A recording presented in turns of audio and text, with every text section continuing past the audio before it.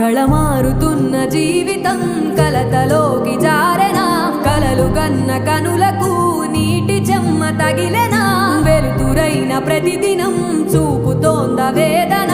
అందమైన బతుకున అలజడి చలరేగెనా